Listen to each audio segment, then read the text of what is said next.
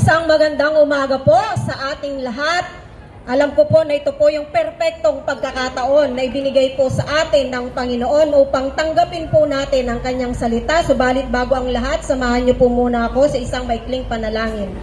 Dakila ka, O Diyos, at makapangyarihan ka po sa lahat. Napakagandang karangalan, O God, at oportunidad, Panginoon, na ibinigay mo po sa amin, O God, ang magbahagi ng iyong salita sa lugar na ito at kalakip nito, Panginoon, ang aming paniniwala na ikaw ay makapangyarihan, ikaw ay may kakayahan, O Lord God, na buksan ang puso at isipan, Panginoon, upang maunawaan po ng lahat ng mga naririto, O God, ang iyong salita. Banal na Espiritu, inaanyayahan ka po namin, Panginoon, ikaw po ang siyang manguna, O God, at magturo sa amin sa mga sumandaling ito. Ito pong aming dalangin sa pangalan mo, Panginoong Jesus. Amen.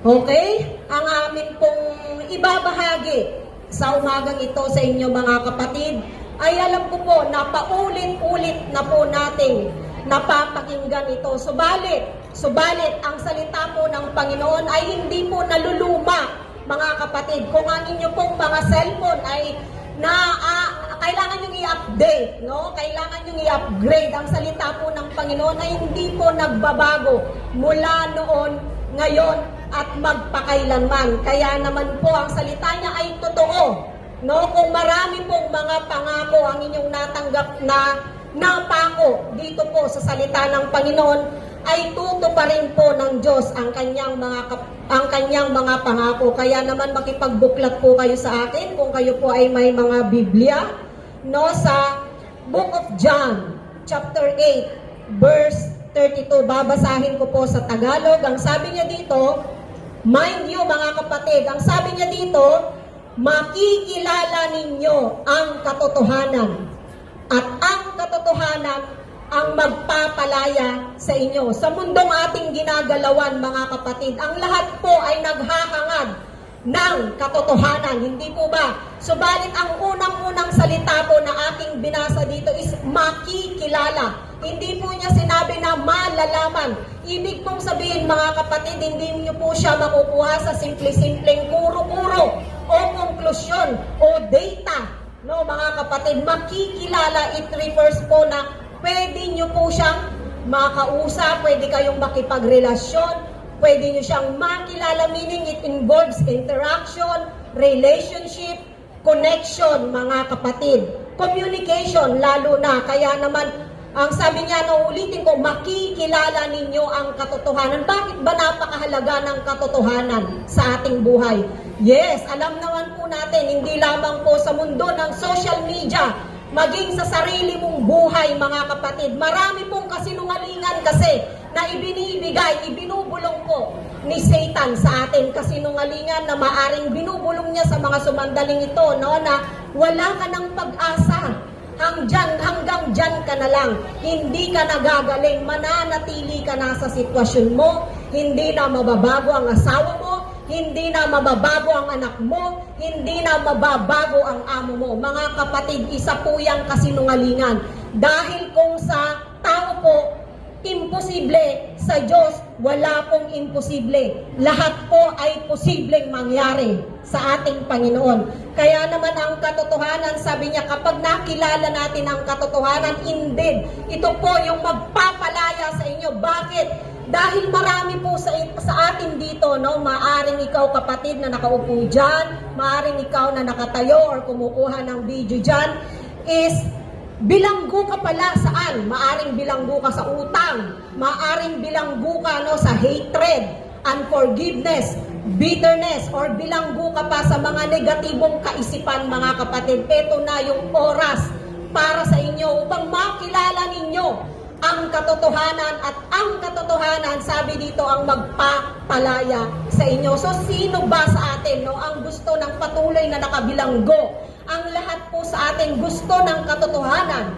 Ang lahat po sa atin gusto po ng kalayaan, mga kapatid. Yan po ay very relevant sa panahon ngayon, hindi lamang po sa ating bansa na naghahangad ng katotohanan, maging sa ating personal na pamumuhay. We need the truth, mga kapatid. Kaya naman, hindi mo bitin ang salita ng Panginoon, dahil kung makikilala, meaning, question mark po yun, sino? Sino ba ang dapat kong makilala. Mga kapatid, sasagutin po natin yan. Dito din po sa salita ng ating Panginoon dahil sabi po niya dito, mababasa, no? Sumagot si Jesus, John chapter 14 verse 6, sumagot si Jesus, meaning si Jesus po mismo ang sumagot. Ano po ba ang tanong dito? Bakit kailangan sumagot si Jesus? Ang tanong kasi dito ni Thomas is nasaan po ang daan? So ito ang sagot ng ating Panginoong Jesus. Siya mismo ang sumagot sa kanyang disipulo. Ako ang daan, ang katotohanan, at ang buhay. Walang makakapunta sa Ama kundi sa pamamagitan ko. Napakaganda po ng pangako ng Panginoon. Kung ang asawa mo nangako, no, na sa kanya magkakaroon ka ng magandang buhay. Ang pangako na po ng ating Panginoong Yesus, sabi niya, ako ang daan. Meaning lahat po tayo dumaranas ng mga liku-liko na direksyon sa ating buhay. Hindi natin alam, no, kung bakit nangyayari sa iyo ang iyong pinagdadaanan ngayon, mga kapatid. Si Jesus po ang susi dahil sabi niya, ako ang daan. Ito yung sagot po, ang katotohanan. Sabi niya, dahil sabi po sa unang verse na binasa ko kanina, makikilala ninyo ang katotohanan. At sino ang katotohanan iyon? Maliwanag po sa aking binasa na ang ating Panginoong Jesus ang nagsabi na siya ang katotohanan. So kung naghahanap ka ng katotohanan, mga kapatid, hanapin mo po kay Kristo dahil nasa Kanya ang katotohanan.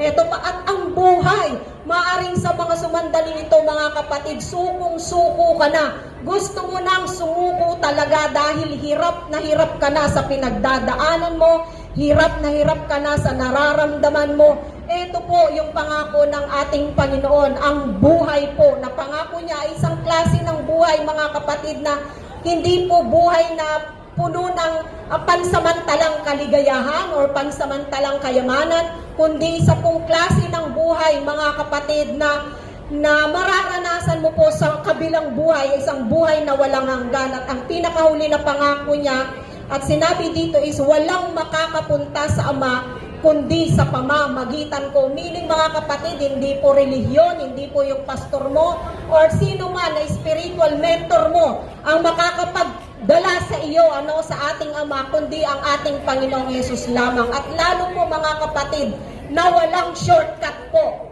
sa ating Panginoong Yesus para makarating po sa ating Ama. Ngayon, kung sinasabi niyo po sa sarili niyo, mga kapatid, na wala ka namang ginagawang masama, lahat ng 10 utos ay ginagawa mo, tinutupad mo, walang mintis, mga kapatid. Well, sad to say na hindi po maliligtas, mga kapatid, ang tao sa pamamagitan ng gawa, mabubuting gawa. Dahil kung ikaw ay maliligtas sa pamamagitan ng mabubuting gawa, wala pong silbi ang pagkamatay ni Jesus sa cross.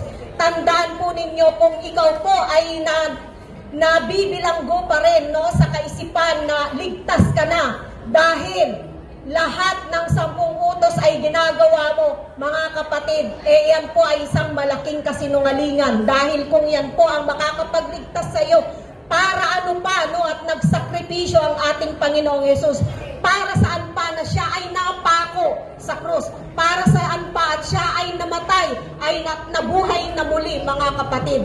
Yan po ang napakagandang pangako ng Diyos sa ating buhay na nawa po ay hindi po natin ito baliwalain, mga kapatid. Huwag po tayong magbibingi-bingihan or magbubulag-bulagan dahil mahalaga po sa buhay ng bawat isa sa atin, mananampalataya ka man o hindi, mahalaga at kailangan mong makilala ang katotohanan. At yan po ay matatagpuan mo po lamang sa ating Panginoong Hesus. Kaya kung naniniwala ka po na ang katotohanan ay ang magpapalaya sa iyo sa sitwasyon na kinaroroonan mo ngayon, mga kapatid, ito po yung oras po para tanggapin po natin ang relasyon po na ibinibigay, iniaalok po ng ating Panginoong Hesus. Ito po ay walang bayad, mga kapatid.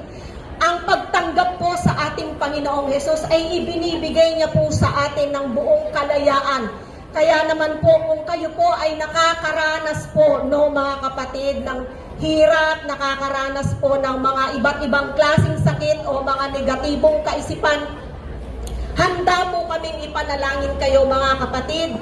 Kaya naman inaanyayahan po namin kayo kung kayo po mga kapatid ay naniniwala po na ang katotohanan ang magpapalaya sa inyo, na ang tanging si Jesus lamang ang makakapagdala sa atin sa Ama mga kapatid, dahil yan po ang sinabi niya na siya po ang daan, ang katotohanan at ang buhay. Napakarami po no na iniaalok ang kaaway sa mundong ito mga kapatid sa buhay natin. Subalit ang lahat po ng yan ay temporary lamang.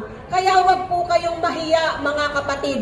Wag po kayong mag-alinlangan na lumapit po dito mga kapatid upang hingin po ang kagalingan na iniaalok po ng ating Panginoong Hesus.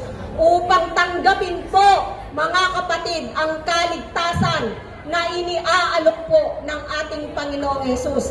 Kaya naman inaanyayahan po namin kayo mga kapatid, kung kayo po ay nakakaranas ng kabigatan, kung kayo po ay may mga pinagdadaanan sa buhay, kung kayo po ay nag-iisip na ang buhay nyo ay hanggang dyan na lamang mga kapatid, kung kayo po ay nasasadlak sa iba't ibang klase ng mga pagkakautang, kung kayo po mga kapatid ay nakakapag-isip na sumuko na, tama na mga kapatid, sa buhay po na ibinibigay po ng ating Panginoong Hesus ay buhay po na may pag-asa, buhay po na may kalakip na kagalingan, buhay po na may kaligtasan. Kaya naman mga kapatid, muli kami po ay inaanyayahan namin kayo, huwag po kayong mahiya mga kapatid, dahil ang sabi po ng Panginoon sa Revelation chapter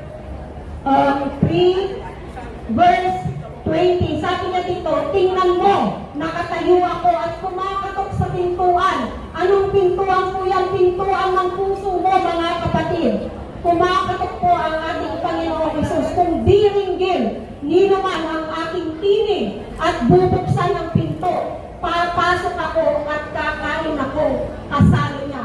Kaya naman mga kapatid, kayo po na nag-forward dito, meaning hindi niyo po ikinahiya at ina-acknowledge niyo po na kailangan niyo ng kagalingan, kailangan ninyo ng kaligtasan, kailangan ninyo ng kagalakan, kailangan ninyo ng kapayapaan mga kapatid. Binabati po namin kayo ngayon pa lamang, dahil alam po namin na ito po yung umpisa mga kapatid, na mararamdaman niyo po kung paano po kumilos ang ating Panginoong Hesus sa buhay po ng lahat ng mga gustong tumanggap po sa Kanya. Maaari po mag-forward po tayo ng konti mga kapatid as we will pray for you. At bilang tanda po, alam naman po natin na ang pagtaas ng ating kamay ay tanda ng ating pagsuko at pagkilala na tayo ay makasalanan, dahil wala po ni isa sa atin ang hindi makasalanan. Nasa salita po yan ng Panginoon na ang lahat ay makasalanan. Wala pong ni isa man ang matuwid. Lahat ay nagkasala. Kaya naman inaanyayan po namin kayo mga kapatid, can we raise us our hand as a sign of surrendering to God. Alam po na naniniwala naman kayo na tayo ay makasalanan at kailangan po natin ng kaligtasan. Kaya I will lead you as you pray and I will follow after you. And then after that, I will pray for you. Taas natin ang ating mga Panginoon, nagpapasalamat po ako at nalaman ko po ang daan, ang katotohanan at ang buhay.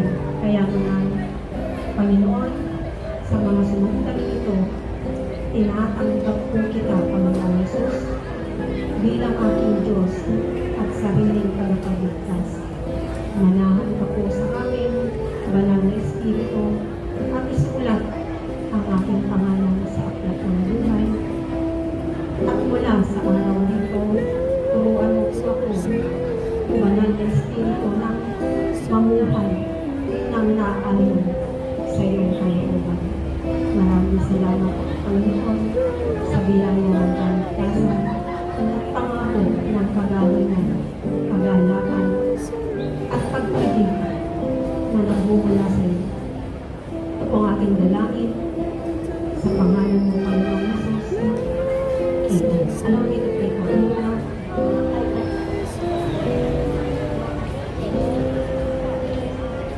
Panginoon, nagpapasalamat po kami, O God, sa buhay ng mga tumanggap sa iyo sa mga sumanding ito.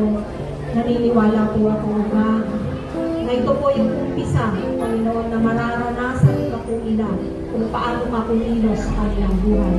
Allow them to know you more, O God, in their life. Allow them to understand, O God, that you are able, Panginoon, to change their life, O God. Na ikaw lamang po ang may kakayahan, Panginoon, na ipagkaloob ang lahat ng kanilang mga pangangailangan. Kaya Lord, naniniwala po ako, O God, na hindi po ito yung una, kundi ito po yung umpisa, Panginoon, na mararanasan po nila yung kabutihan mo, yung katapatan mo, ang lahat ng mga pangako mo, O God, sa kanilang buhay. Kaya naman, Lord, sa buhay ng mga tumanggap na ito sa iyo, O God, dalangin ko nga po na patuloy mo po silang ingatan, O God, saan man po sila pupunta sa mga nananabitang oras, O God, ng kanilang holiday, Lord Father, may you lead them, O God, may you guide them, Panginoon, and teach them the way they should go, O God. Maraming